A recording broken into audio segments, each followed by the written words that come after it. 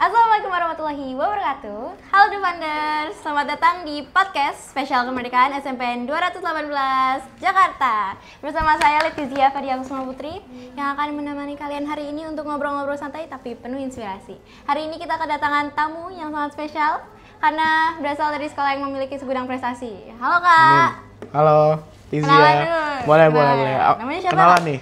Nama aku Raffi Irfan Alvaro, tapi aku biasa dipanggil Faro. Aku salah satu Negeri 28 Jakarta. Saat ini duduk di bangku kelas 11. Salam kenal Kak Faro. Salam kenal. Itu kenalan awal situ dulu ya, nanti mungkin bisa dilanjutin ya. Iya, bisa dilanjutin. Biar bisa jadi materi buat podcast ya. Iya, benar. Kakak ini pasti punya pengalaman di organisasi atau prestasi nih Kak? Bisa diceritain? Bisa banget nih, penasaran. Penasaran banget nih Kak. Yang di situ penasaran nggak? Pasti penasaran nggak sih, Oh, Defenders? Kalau gitu, oke. Ya, di sana, iya. Aku Faro. Aku adalah seorang aktivis organisasi, campaigner juga.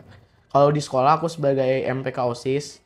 Sebelumnya aku menjabat sebagai wakil ketua seksi 5.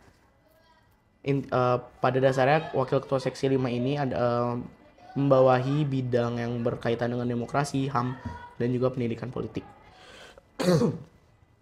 Juga di sekolah aku karena sekolah Adiwiyata, aku juga sebagai kader di wawasan kebijakan. Itu yang di sekolah. Kalau yang di luar ini boleh diceritain Kak? Boleh.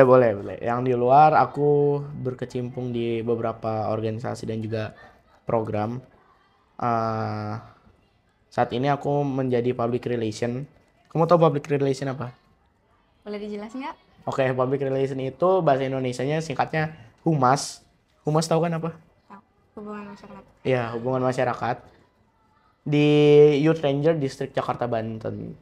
Jadi organisasi ini adalah organisasi yang menampung aspirasi pemuda, khususnya di wilayah cakupan Jakarta hingga Banten. Ya, di sini aku sambil jelasin juga ya. Di sini aku sebagai humas, sebagai public relation, biasanya aku mengurusi tentang broadcast, tentang pendaftaran, terus juga berjejaring dengan mitra, dengan media partner dan juga sponsorship. Jadi emang aku juga ada pengalaman di humas, makanya aku cukup mengerti dan terbiasa. Lalu berikutnya aku di Kompak Jakarta. Kompak Jakarta ini adalah komunitas anti perdagangan dan perkawinan eksploitasi seksual pada anak dan perempuan. Kompak Jakarta ini dinaungi oleh suatu organisasi internasional yang ada di Indonesia, namanya EKPAT Indonesia. Jadi di Kompak Jakarta pun aku sebagai public relation juga. Cuman memang kalau di Kompak Jakarta biasanya aku nggak fokus di public relation, yang nggak fokus di kehumasannya, tapi lebih ke terjun langsung. Misalkan apa? Misalkan ada event, aku terjun langsung membantu, karena ya membantu jalannya aktivitas, terus juga terjun langsung kalau misalkan ada panggilan, baik panggilan acara sebagai peserta ataupun sebagai pengisi acara. Nanti aku bakal jelasin lebih lanjut tentang pengisi acara. Dan juga lanjut aja yang paling baru ini, aku kemarin di-invite beberapa bulan lalu dari salah satu program kolaborasi antar EKPAT Indonesia dan juga Sejiwa. Fun fact aja ya, EKPAT Indonesia ini kantornya di Pasar Minggu dan Sejiwa ini kantornya di Jati Padang sini, dekat dari sini. Ya. Jadi kedua ini adalah organisasi yang memiliki keselarasan tujuan mereka. Intinya adalah pada kekerasan, pada HAM, intinya perlindungan HAM pada anak dan juga perempuan. Aku diundang di program mereka yang dijalani namanya Youth Voice for Change Indonesia. Kenapa Indonesia? Karena Youth Voice for Change ini adalah program di beberapa negara juga, dari aliansi Down to Zero, dan di Indonesia ini aliansi Down to Zero-nya dinaungi oleh Ekpat Indonesia dan juga oleh Sejiwa. Salah satu negaranya India. Di sini biasanya kita lebih ke arah campaigner. Kita memberikan advokasi, kita juga mendapatkan pemahaman dari kakak-kakak mentor kita. Dan ya nanti mungkin tentang detailnya di acara di apa Podcast namanya? selanjutnya. Nggak di podcast selanjutnya, tapi di segmen selanjutnya. Segmen selanjutnya? Ya. Ya, mungkin bisa. Oke. Kan kita lagi berada di bulan Agustus nih, Kak. Betul. Bulan kemerdekaan Indonesia nih. Iya, betul banget nih, Agustus. Agustus. Masih di awal-awal nih. Masih awal-awal nih, bentar lagi kita merayakan 17 Agustus, guys. Yang keberapa? Yang ke-80. Bener atau enggak? Ya, betul. Betul. Betul. Oke. Ngomong-ngomong tentang kemerdekaan Indonesia, Kak. Merdeka itu menurut Kakak nih ya, pelajar zaman sekarang nih salah satunya. Itu maksudnya apa sih, Kak? Maksud merdeka. Iya. Merdeka kalau menurut aku sebagai anak muda, sebagai youth, itu adalah terbebas. Satu katanya adalah terbebas. Terbebas. Oke. Terbebas. Aku sendiri mengimplementasikan kata merdeka ini dengan cara bagaimana aku bisa bermanfaat dari lingkungan terkecil dulu. Misalkan dari lingkungan keluarga, ya sesimpel kita membantu orang tua lah, bangun pagi sendiri, menjalankan 7 kebiasaan hebat kan. Salah satunya itu kan poin pertama itu bangun pagi. Kita bangun pagi sendiri. Kamu bangun pagi kan? Pastinya. Bangun pagi dibangunin atau alarm sendiri dong. alarm, berarti nggak dibangunin orang tua kan? Enggak. Itu salah satu contohnya dari lingkungan terkecil, lingkungan keluarga, lingkungan rumah. Bangun sendiri, terus lanjut ibadah, mandi sendiri kan, perlengkapan sekolah, berangkat, ya mungkin berangkat ada yang masih sama orang tua sekalian ataupun dengan perantara lain. Lalu tadi kan aku bilang bermanfaat, itu di lingkungan terkecil, lingkungan keluarga. Lingkungan sekolah, bagaimana sih cara kita bermanfaat di lingkungan sekolah? Bagi aku ya, ini perspektif aku sebagai siswa, tentu pasti kita bermanfaat. Yang paling penting adalah kita masuk sekolah, kita dengerin, dan kita belajar. Ada tipsnya, Kak, buat belajar nih? Untuk mungkin teman-teman di SMP 218 Jakarta, ada pesan tersendiri kah untuk mereka? Ya, memang ada kalanya bukan fun fact. Disclaimer aja, aku juga bukan yang orang yang ambis belajar, tapi aku tetap berusaha untuk menjadi terbaik. Itu salah satu juga poin kemerdekaan, menjadi lebih baik. Artinya apa? Belajar yang nggak harus disuruh-suruh, belajar kemauan sendiri. Dan kalau ditanya gimana caranya supaya nggak bosenan atau nggak tertekan dengan belajar, kamu enjoy aja belajar itu. Mungkin pasti ya, aku awal-awal kalau misalkan guru masuk juga kayak aduh belajar lagi, tapi mungkin 10, 20, 30 menit depan aku enjoy, aku dengerin guru menjelasin materi, mungkin aku catat juga jika diperlukan, dan pastinya kalau bisa jadi siswa yang aktif. Kalau di kelas siswa aktif gimana? Kalau dikasih kesempatan bertanya, dikasih kesempatan menjawab, aktif yang lain juga bisa di sekolah ya, bisa mungkin sebagai pengurus MPK OSIS, atau kalau di sekolah aku ada adiwiyata, jadi kader adiwiyata. Itu menurutku. Terus apalagi ya, tadi kan aku udah bahas di lingkungan sekolah, di lingkungan keluarga, sekolah. Nah sekarang kita kecakupan yang agak lebih besar, kita bertemu dengan orang lain, lingkungan masyarakat. Berkorelasi lagi dengan tadi aku jelasin di awal, kalau aku gabung di beberapa organisasi.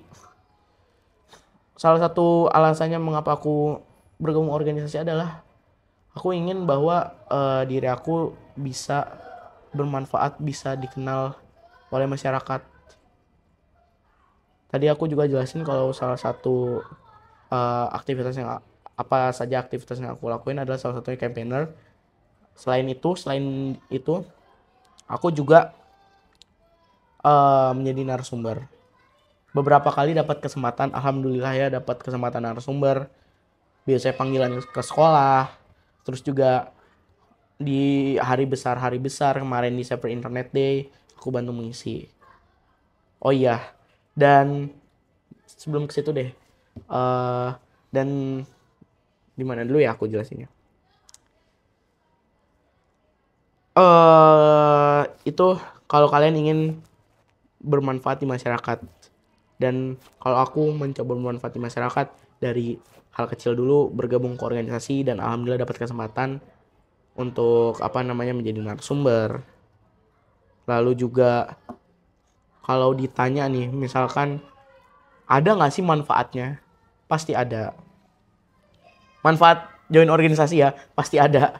Seperti apa contohnya? Seperti tadi, aku bisa diundang jadi narasumber, diajak jadi narasumber, dan juga berjejaring dengan banyak orang. Mungkin dengan kementerian. Kemarin aku di sekolah punya program namanya KISI, Kunjungi dan Kritisi. Aku mengundang salah satu kementerian Kemen PPA, Pemberdayaan Perempuan dan juga Perlindungan Anak. Aku karena bergabung di organisasi, aku bisa dapat kontak, bisa dapat relasi ke Ibu Asisten Deputi. Ya. Terus alhamdulillahnya aku punya program Kunjungi dan Kritisi. Ya, isinya tentang kita mengkritisi, kita bertanya kepada eh, pemerintah tentang kebijakan atau hal yang sedang terjadi di lingkungan tersebut. Itu sih menurutku ya. Kakak kan punya banyak banget nih pengalaman di organisasi, bisa di luar atau di dalam sekolah. Kakak itu kapan sih kak mulai merasa wah kayaknya lebih cocok terjun ke organisasi nih, atau mungkin ada perasaan lain gitu sebelum masuk organisasi? Jujur ada. Dulu aku pas SD, aku introvert. Sebenarnya aku nggak bisa bilang introvert ya, tapi intinya aku tidak seperti sekarang. Mungkin kalau kalian kenal aku, teman-temanku pasti tahu lah aku orangnya gimana. Aku bukan orang yang diem, aku orang yang aktif, orang yang ceria. Ya. Ya begitu. Dulu aku SD nggak begini, nggak kayak begini. Aku pasif. Mungkin dikenal guru aja belum tentu dikenal guru. Tapi SMP aku mulai terjun nyobain yang apa itu namanya organisasi siswa intrasekolah. Aku join, aku mencoba menjadi wakil ketua OSIS. Dari situ aku mulai aktif untuk bermasyarakat. Poin di sini adalah bermasyarakat. Aku aktif kegiatan-kegiatan. Terus ada masa di mana kayak aku mikir kayak pengen ngapain ya, bosen nih. Terus aku waktu SMP wakil kesiswaan bilang, Faro, kamu mau nggak join ke Kompak yang kemarin ngisi-ngisi di sekolah? Terus kayak awalnya aku kayak belum terlalu tahu. Aku tahu mereka ngisi di sekolah aku, tapi aku belum mendalaminya. Aku cari tahu, kayak menarik nih. Aku coba daftar, wah ternyata keterima. Dari situlah aku mulai suka berorganisasi sampai sekarang SMA kembali lagi menjadi OSIS dan juga bergabung di beberapa organisasi itu. Wah. Selama berorganisasi nih kak, ada nggak sih momen yang kayak nggak bisa terlupakan? Mungkin ada momen sedihnya atau momen senangnya? Jawabannya pasti ada. Kita hidup kan nggak selamanya lurus. Bisa aja belok kanan karena di depan mentok. Atau Bener-bener. belok kiri karena kanannya lagi ditutup. Ada perbaikan jalan. Itulah dia. Filosofi hidup. Kamu bisa pahami nggak? Ya intinya pasti ada jalan untuk kita. Betul. Pasti ada jalan jika ada perbaikan. Enggak. Iya, bener gitu. Tapi maksudnya adalah yang namanya dinamika organisasi pasti ada masanya. Kita up, kita down, kita gak disukain oleh teman kita. Ada masa kita disukain sama teman kita, itu pasti ada masanya. Tentang bagaimana cara kita bermasyarakat, cara kita berbaur dengan orang, cara menjadikan diri kita ada value yang dapat dilihat orang, terus juga seberapa manfaat kita untuk mereka. Gitu sih. Kayak gitu. Kakak akhir-akhir ini punya keinginan nggak nih untuk jangka pendek? Mungkin Jangka kayak pendek. apa ya? Mungkin pengen menjabat atau kayak lagi ingin mengikuti organisasi lain? Jawabannya Meningkatkan diri sendiri mungkin? pasti ada. Kalau di sekolah sekarang dalam masa ini, dalam periode ini aku lagi coba menjabat sebagai calon ketua OSIS. Mungkin nanti pas ini udah diupload udah ketahuan ya jabatan aku selanjutnya apa, tapi saat ini aku belum tahu apa. Tapi aku mencoba, bismillah, serahkan kepada Yang Maha Kuasa. Intinya apapun yang nanti didapat, dijalani aja. Mungkin itu jalan terbaik buat aku. Jalan yang kemarin aku jalanin juga jalan terbaik buat aku. Buktinya apa? Buktinya aku enjoy, dan insya Allah aku bisa terima, aku bisa enjoy. Terus itu yang jangka pendek ya, dan pastinya aku juga pingin punya lebih banyak prestasi sih, karena memang prestasi aku ada prestasi, tapi mungkin tidak sebanyak itu. Aku pingin coba lebih mengeksplor banyak, mungkin dengan penelitian, dengan kasus yang terjadi di masyarakat gitu. Ngomong-ngomong nih Kak tentang prestasi nih, menurut kakak nih ya pribadi, dengan cara kita berprestasi itu salah satu contoh nasionalisme nggak sih? Betul, nasionalisme. Gimana tuh Kak? Kenapa? Nasionalisme. Kalau menurut kamu nasionalisme apa? Kayak gimana ya Kak? Sebenarnya sih susah dijelasin kalau dengan kata-kata ya. Kalau menurut kakak sendiri gimana? Ya, nasionalisme adalah suatu jiwa atau sikap yang berpatriotisme, nasionalis, Nasionalis? bermanfaat. Ya. Tadi apa pertanyaannya? Berprestasi ya? Berprestasi, ya. Pasti iya. Meningkatkan jiwa nasionalisme. Contoh, Olimpiade internasional. Mewakili Indonesia. Kamu menang. Kamu punya jiwa nasionalisme? Punya kan? Iya. Nah, itu dia. Ya, makanya kita harus tingkatkan prestasi. Prestasi itu tidak selalu akademik dan non-akademik. Tapi prestasi itu banyak. Bisa bagaimana cara kita berproses.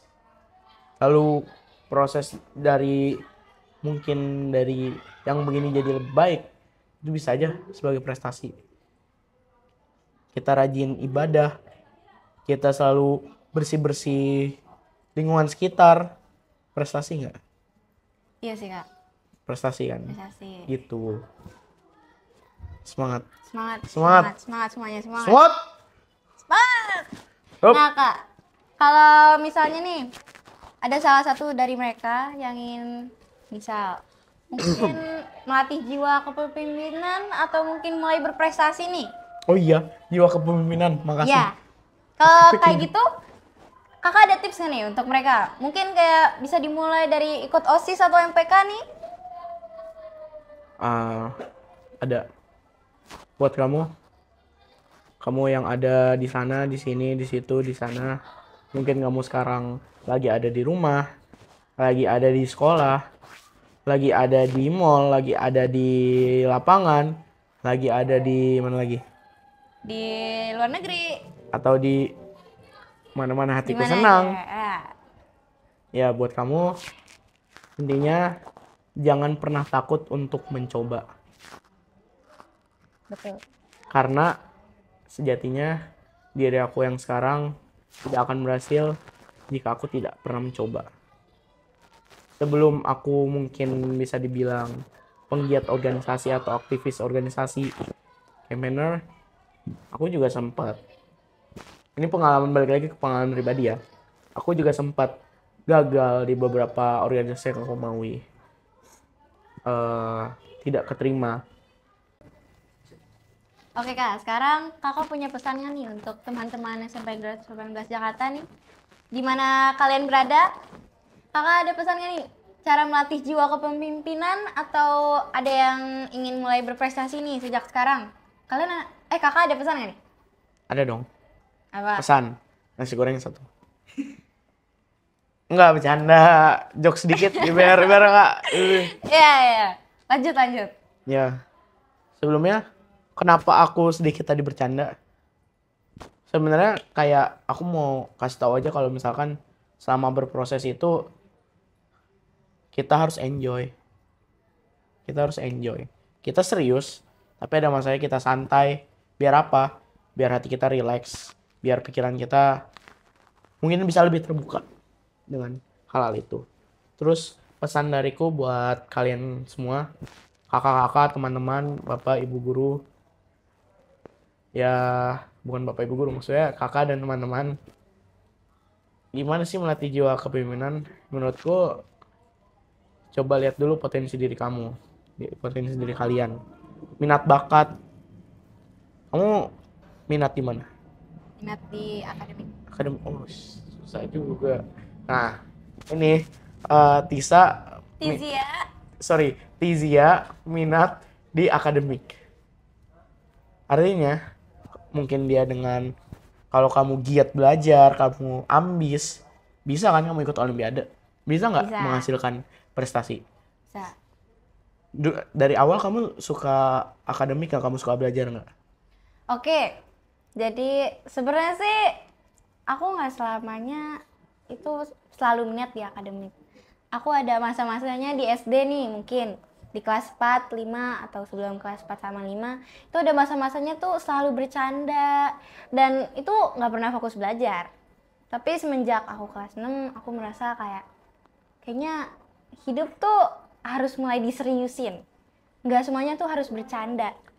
Dan semenjak itu aku mulai memfokuskan diri aku di bidang yang aku minati, kayak tadi akademik.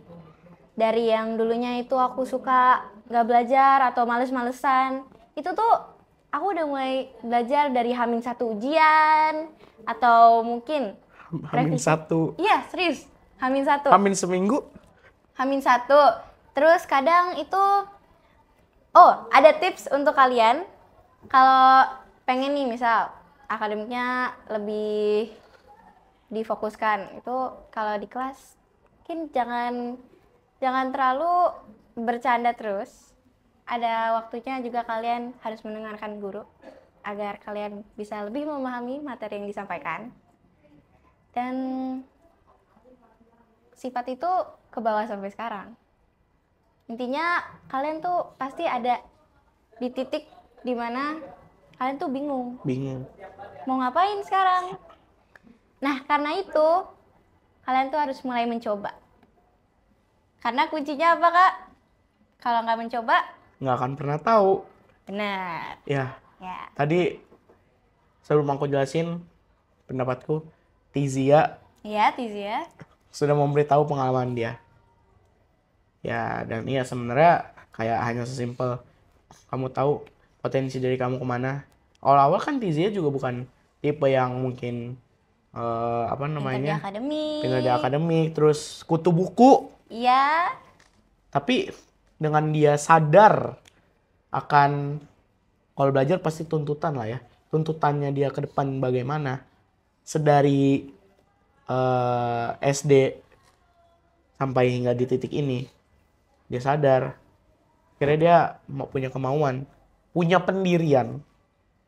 Untuk selalu belajar dengan baik.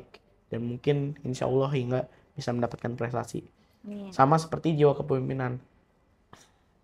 Ya, kamu punya potensi diri, kamu siap, siap hadapi tantangan global, kamu ingin mencoba, dan kamu merasakan apa yang namanya itu proses.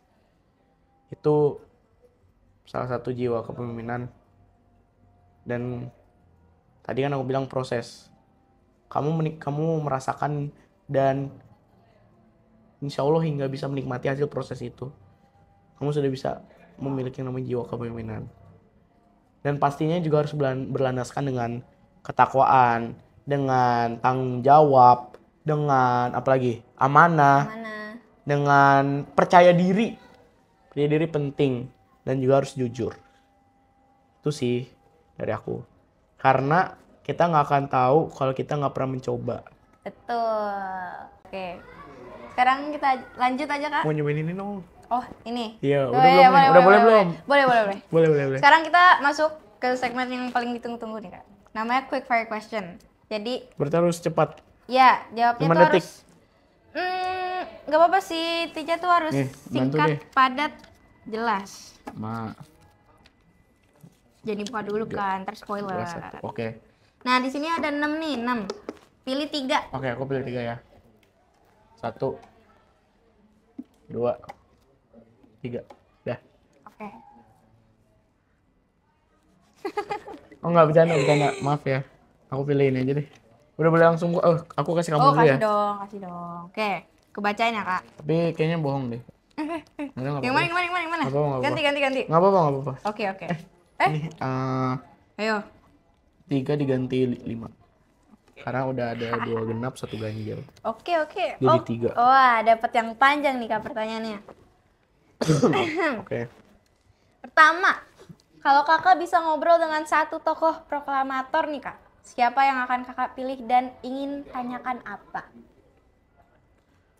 Waduh. Proklamator nih. Sebenarnya banyak sih tokoh proklamator. Cuman aku mikir dulu ya. Pengen ngobrol sama siapa?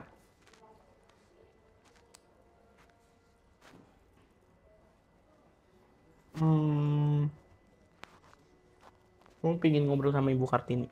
Kenapa? Ibu Kartini itu salah satu pahlawan Indonesia, pahlawan wanita.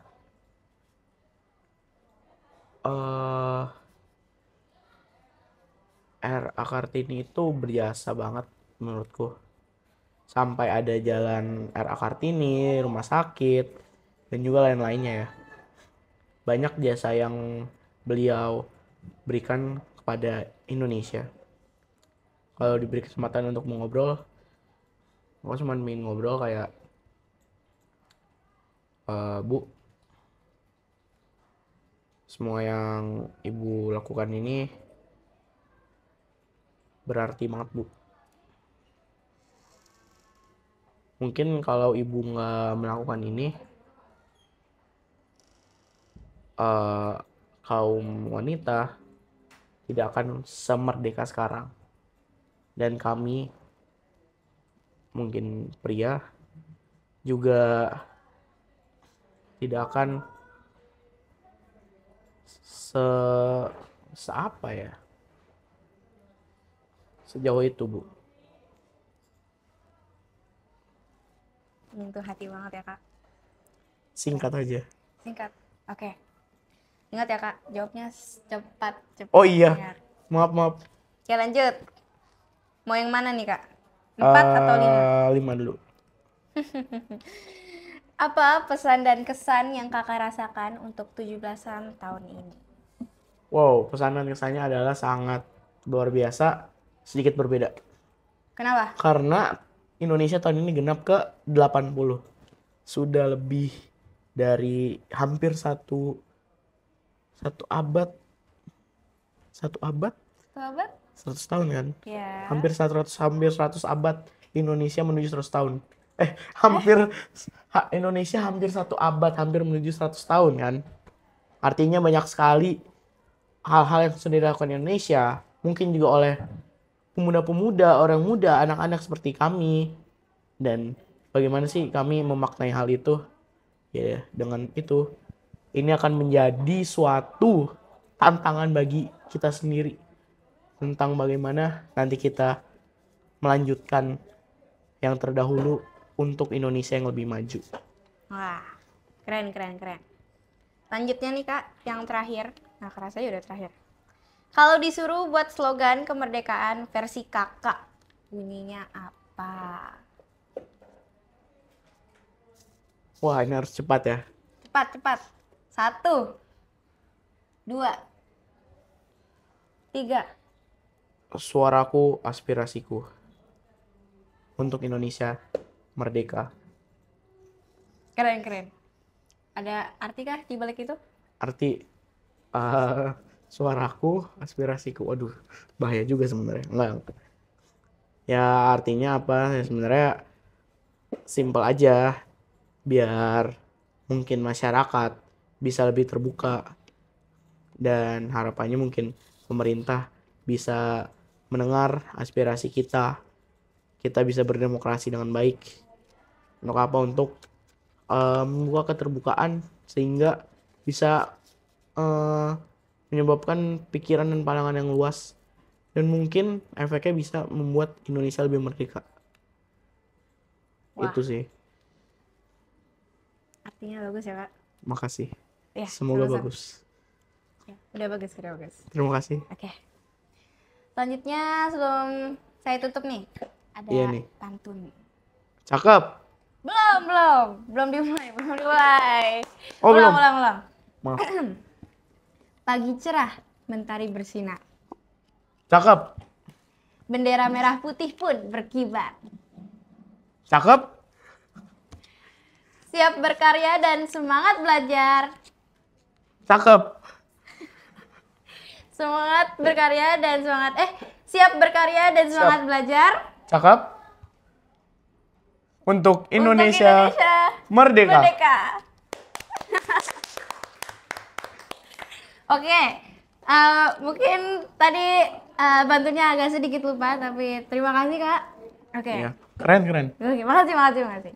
Bisa langsung improve. Bagus, Bos. Terima kasih Kak sudah Maknanya dapet mau datang Sama-sama. untuk podcast hari ini. Terima kasih kembali juga. Aku mengucapkan terima kasih kepada Bapak Ibu Guru, Sivitas Sekolah SMP Negeri 218 Jakarta, OSIS SMP Negeri 28 Jakarta yang sudah mengajak aku untuk berkolaborasi menciptakan partisipasi bermakna untuk sesama anak muda ya, untuk Indonesia yang lebih merdeka.